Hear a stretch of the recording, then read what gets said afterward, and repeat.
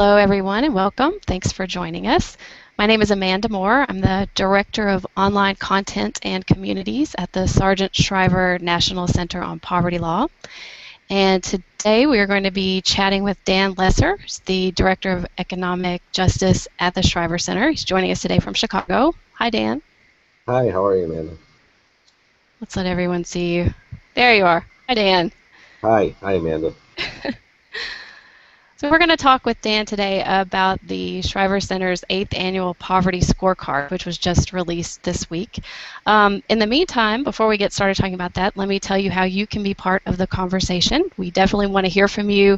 We would like to hear your questions. We want to hear your comments, your thoughts about how Congress is doing on poverty issues. There are two ways that you can get in touch with us during this Hangout. And I'll remind you, it's only a half hour, so if you have a question or a comment, go ahead and send it when you think of it so we have time to work it in before our chat ends.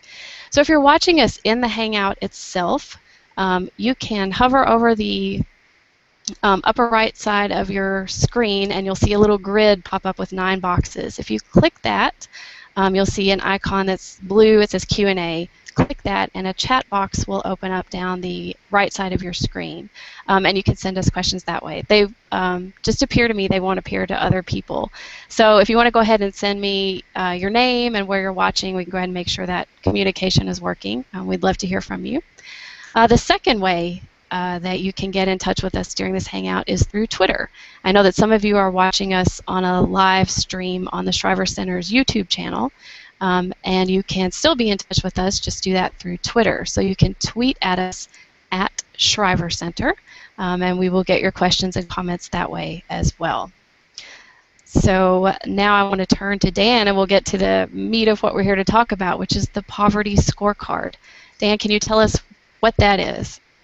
So the Poverty Scorecard rates the performance of every member of Congress, so it's all of 100 senators, all 435 members of the House of Representatives, on how they voted on a very wide range of votes that were of importance to people living in poverty. We consult with experts in approximately 20 different subject areas to identify the most important votes to people living in poverty.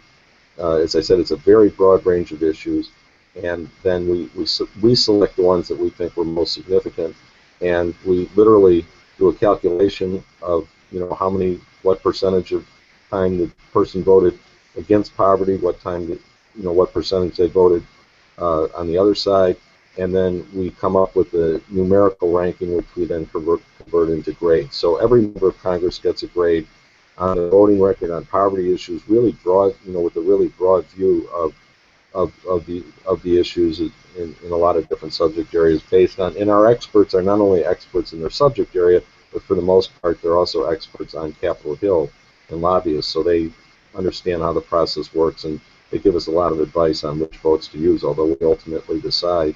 And it's important to understand that we are only looking at one thing, which is their votes on recorded votes. So there's a lot of other things that members of Congress do: sponsor bills, co-sponsor bills, and so on. Or there may be bills that are good bills, but there's no recorded vote because there's just a voice vote. Everyone's for it. So it has to be something where there was a vote, a recorded vote.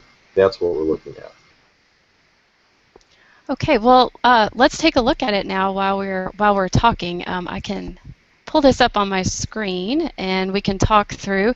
If you're watching us and you would like to pull it up on another screen, maybe some other device or something, you can do so. It's povertyscorecard.org. You can also take a look at that after this Hangout. But for now, I'll pull it up here on my screen and we'll talk through it. Okay, Dan, are you seeing the scorecard? Yeah. Okay, great. All right, so you want to talk us through what people will find when they come to check out the scorecard? Yes. So the first thing you'll see some tabs at the top, but then you'll also see a map of the United States. And I think the best way to access the scorecard is just to pick a state, probably the state you live in. So let's do Illinois. We'll do Illinois. All right. State I'm in. And there'll be a little description at the top. Most importantly, it says what the poverty rate is in that state. It's got links to anti-poverty groups. It's got some basic information about the state. And then if you scroll down, you can get a real quick summary of how you represent, what your representative's grade is. This doesn't give you the detail for why they got the grade. We'll show you that in a minute. But if you just want to take a quick, look at how your member or some other member graded out on poverty issues, you get to it right away. Why don't we click on, let's go ahead and click on, let's see, go down a little bit. See if we got anybody who keep going. I'm looking for a B or a C, which is hard to find. Very few of them. Well, let's click on Aaron Schock. He's kind of been in the news lately. Let's click on him. All right, so this will get you a link to him, but more importantly, it shows you that chart at the bottom shows you whether he voted to fight poverty or not on what we thought were we selected the 18 most important votes in the House on poverty-related issues. So that's a pretty good sample size, we think. 18 votes gives you a pretty good idea, pretty fair idea. And if you look, where you see the red dots filled in, that means he voted to fight poverty. Where he didn't vote to fight poverty, the red dots aren't filled in. So you can see his score. I'm going to figure out what his score was. Mm-hmm. Do you see it, Amanda? His score? Yeah. The D? Yeah, his overall score. His overall grade, yes. Right there on his face. The grade is there, but we don't actually have his score. Okay, maybe we can do it that way. But anyway, that shows, so the score gets converted into a grade, and we'll show you the grading scale Here it is. a little bit. It's on the main page. He's got a 33. Okay. Oh, I see. The score was 33, which translates into a D. So he voted the right way about 1 out of every 3 votes, obviously. So wait, let's go back. Just go back, click on Schock again. Sure. Go back to where we were. Oh, there's the score. Okay. It was there. Okay, so if you want to see, scroll down a little bit. Okay, so that shows you, that has a list of the votes themselves, so that corresponds with that chart showing how he voted. And then if you just want to click on, maybe click on the budget one, that House vote. Right. So if you want to know more about the vote, there was a list of the votes there which correspond to the little chart that shows how he voted. But then if you want to know more about a specific vote, this links to a fuller description of the vote, which explains what the vote was about and then why it was important to people living in poverty. This particular one is the House of Representatives budget resolution, which is written by Paul Ryan, congressman from Wisconsin. And part of the purpose of the scorecard, I think, is to be more concrete and data-driven, not ideological, but to actually look at the facts of what Congress voted on and what it meant for low-income people. And I think that becomes more important because there's more and more, including Representative Ryan, who say rhetorically that they're recommending policies that would be good for the poor. But then when you actually look at the budget resolution that he authored, in fact, there would be massive cuts in programs for the poor in his budget resolution. There's a fundamental restructuring of programs. For example, the SNAP program used to be food stamps, would turn into a state block grant, which means the state would get a fixed sum. It would not be responsive to economic downturns like we just suffered during the recession. So it would really undermine a basic purpose of the program. Another thing about the budget resolution is that it actually shifts more resources to the wealthy by changing the tax code. So there are a lot of problems with it, and but I think the scorecard documents that. So we've got documentation of what Congress did on the votes that affect poverty. And I think on some of these things, it's really, or all of them, I would say, it's pretty hard to argue, I think, with the fact that we considered that vote and that it had a big effect on poverty. For example, one of the votes was about 78 rental subsidies, and it was about whether to cut the program by 10% or $3 billion. I don't know how you can argue that that would not be a bad thing for people living in poverty. So I think that one of the things we do is, instead of this, back and forth, we actually look at concrete votes that they took and explain those votes. So I think it really shows in a, like I've said, a data-driven way, who are the members who are truly voting to fight poverty and who are the ones who are not. Yeah, it makes me think of my cousin is a high school teacher, and one time she told me that she's very clear with her students that she doesn't just give them grades, that they earn their grades. And I like that distinction, and that's what this makes me think of. It's not that you're just doling out random scores to people based on how you think they are. It's really, there's a rubric and standards, and their actions lead to a particular score in the end. Yeah, sure. So let's talk just generally about the overall findings of the scorecard from last year. What were some of the big takeaways that you found after looking through all this data? Well, a couple of things, or a few things. For one thing, again, Congress got very little actually done, and most of the things we rated were not did not come to fruition. There were a lot of things that the House passed, but the Senate did not accept, and there were some things that didn't get out of the Senate with the requirement that you have a 3/5 vote to get past a cloture motion. So, but significantly, there were a couple of major things that got done by Congress, and they were both the result of multi-year, bipartisan, bicameral negotiations. One was the reauthorization of the Child Care and Development Block Grant Fund, which is the major funding sources for state child care assistance programs, and I think most people saw that as a great improvement over the previous law governing that program, which I think it passed about 18 years ago, so it's time to update it. And then the other thing was the bill that totally restructured our workforce training system, and one of the pillars of that was to make it more responsive to the people most need services, which we think is very important. So there were a couple of significant things that Congress got done, and that's kind of the model for getting them done. But beyond that, a couple other findings. One is, this isn't real surprising, but if you were to look at the overall, and we've got it, it's in there somewhere, in our scorecard somewhere. If you were to look at the overall number of members who get, well, they get an A+ if they voted the right way every time, or they get an A, maybe they missed a vote or two. And then there's B's and C's, which are more in the middle, and then members who are not good on poverty issues tend to get a D or an F, and if they voted wrong on everything, it's an F-. Well, that B and C is the kind of in-between. We see very few members in that category. One thing that I think this shows is how polarized Congress is, because you've either got members who are, like I said, AA+, or D, F, and F-. So it shows the polarization. And then the other thing, go back to just where you were with the states. Yeah, that's it. The other finding which we made again, which I think is really interesting, is that it turns out that most of the states that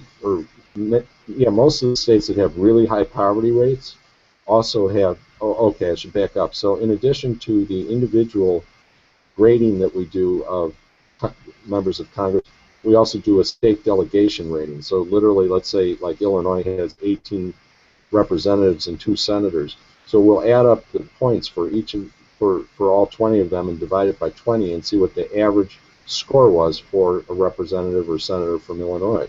We do that with all the states. So what we found is that there's a reverse correlation, very strongly, that the states that have the highest percentage of people in poverty, their delegations have the worst voting record. And a lot of this is regional, as southern states, as you can see from this chart Amanda brought up. I think actually all those states are southern states. So there's just in the South of very high poverty rates, very poor voting records. Right. That particularly interests me. I'm in Tennessee. I'm from Kentucky, and I just found that really striking. I mean, what do you think is going on there? Don't really know. I mean, it's sort of mysterious. I mean, it's a good question. Tavis Smiley had the same question. It's really hard to know. It doesn't make sense that. I mean, the members obviously are not representing the interests of poor people if they're coming to that result. But I don't know why it turns out that way. Right, and I think there's a. I was going to say, I think there's a broader question too, which before I ask it, I want to remind everyone we're interested in hearing your questions, your comments on how your delegation did, what your thoughts are on how Congress is handling poverty. So remember, you can ask us through the Q&A app and the Hangout, or you can tweet to us. That's at Shriver Center, and we'll get your questions and pass those along, or your comments. But what I was going to say is, we have over 45 million Americans in poverty. We have millions more on the brink, and it makes you wonder with that many people why we're seeing such little progress on this front. If you have any thoughts about that. Well, I just think Congress is very polarized now, and that it's hard to make any progress because it's hard to get enough votes in favor of doing something to get it done. But and I guess it reflects the lack of voting power among people in poverty.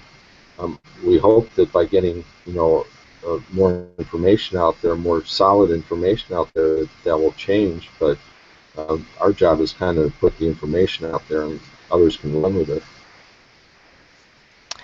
Right. So I'm really interested in the behind-the-scenes story of the Poverty Scorecard, not just in what you found from it, but in what goes into it. And I'm curious, why do the scorecard? What do you hope comes from compiling all this data in this format? Well, I think it's important to document in a truthful way what Congress is doing on poverty issues, and we wanted to do it pretty comprehensively, which is why we look at so many different areas. It's true that the areas that had the most votes this year are areas that you kind of expect: healthcare, housing, employment. But there's a lot of there's foreign aid. There's a lot of assets. There's a lot, 15 or 20 different categories or subjects, and it really varies from year to year. So part of it is just to show the range of issues that are important to people living in poverty. But we hope people hold their members accountable. We want to get the information out there on how the members voted and specifics on particular bills, and then it's kind of up to the mass audience out there to pick it up and run with it and hold their members accountable and ask them about particular votes that they took. Mm-hmm. So but it's also just documenting. I think it's important to document what Congress has done on poverty-related issues over the years. Well, right. So this is the 8th annual scorecard. So have you noticed any trends over the past 8 years as you've been looking at this? I don't know. I mean, not really. I mean, I think that the things that we're finding now were true then. Maybe it's gotten a little worse in terms of the polarization, but fundamentally, there's been very few B's and C's. There have been very few moderates that we found since we started doing this. Yeah, there's probably some other, but more or less, I would say it hasn't changed that much. And I don't know, I don't know if it will. Well, it makes me wonder if we're so gridlocked in D.C. Is the real battleground now, the real place for possible progress, is it in the states? Yeah, much so. I think there's very little happening policy-wise in Washington, and the action has shifted to the states. So, I mean, obviously it was up to the states to decide whether to take the Medicaid expansion, whether to take the 100% federal funding for single adults to expand Medicaid to them. So that was something going on. The minimum wage, one of the bills that or votes, I should say, that we raised in the scorecard is proposal to raise the federal minimum wage. Well, that's not going anywhere, but there's a minimum wage fight going on in states and cities across the country, including here, where we've had it on both the state and the city of Chicago level. So, and that repeats itself on a lot of other policies. So yeah, the action is definitely in the states as far as where there's possibilities for policy change, because there's not happening on the federal level. Mm-hmm. So that's a good question. The states are where the action is, for sure. Well, aside from, you mentioned the minimum wage, were there other missed opportunities on the federal level last year? Oh, sure. Yeah. I mean, what were some of the big ones? Of course, there were some. What were some of the big ones that you saw? Well, yeah, I mean, I was just thinking the other employment ones, both the other two really important ones were, one, extending emergency unemployment benefits, which Congress didn't do. The Senate eventually got enough votes to pass the 3/5 cloture motion, so there were 60 votes after a few votes. This was the program that provided unemployment benefits beyond the base of 26 weeks. But the House never passed it, so we are down to 26 weeks of unemployment benefits. So that's a pretty major, drastic cut in the period of eligibility for unemployment benefits. So that was an important vote. And then there's the Paycheck Fairness Act to try and narrow the gap between the gender-based gap in pay. And that was something that the Senate passed, but not the House. I should mention something unrelated, but I said there were 18 House votes. We only used 7 Senate votes, which is a really small sample size. We like to get at least 15 votes, so it's a better sample size. There just simply weren't other votes we could use, and we double-checked with our expert and said, well, is there anything else? And there really were only 7 votes in the Senate that were of significance to people living in poverty. We didn't want to include things that weren't significant, so that's just an aside. But you'll see that there are only 7 Senate votes, and you may wonder about that. And like I say, we've tried really hard to find others to include, but there just weren't any. Mm-hmm. Let me remind our viewers that we would like to hear from you. I don't know if you have checked out your own congressional delegation yet to see how your senators and your representative voted. I know I looked at mine, and it was my senators in Tennessee got C's. I guess they were some of those few middle of the road people they're so rare to find. But my representative not only scored an F, but got an F minus, which that's pretty impressive. So I want to ask everyone, feel free to share with us what you're seeing from your delegation in DC. Remember, you can send us your questions through the Hangout, the Q&A app, which you'll find in the upper right corner of your screen. There's a little grid with a Q&A app. You can open that and send us a question. And if you're watching us through YouTube, you can tweet your questions to us at Shriver Center. I want to ask you about the future now, about 2015. Do you see anything on the horizon where we may make some progress for people living in poverty this year? I think it will be hard to do on the federal level. Again, I think there'll be that continuing gridlock. And so probably not a lot on the federal level, but yeah, I think on the state level, I think there has been a lot of activity on minimum wage and activity on other employment-related issues, low-income employment-related issues. So I think, this is goes beyond the scorecard because we're talking about the state policy, and the scorecard is just on Congress, on federal. But yeah, I expect there'll be continuing activity on the state level and little going on the federal level. Well, one of the reasons that we like to have these hangouts and invite people to talk to us is so people can get to know other advocates on both a professional and also somewhat of a personal level. So to that end, I wanted to ask you, this seems incredibly frustrating, all this gridlock, so little progress made. How do you keep going in this work when you're facing this environment that's really beyond your control? Well, when you said I was afraid it's going to get super personal. No.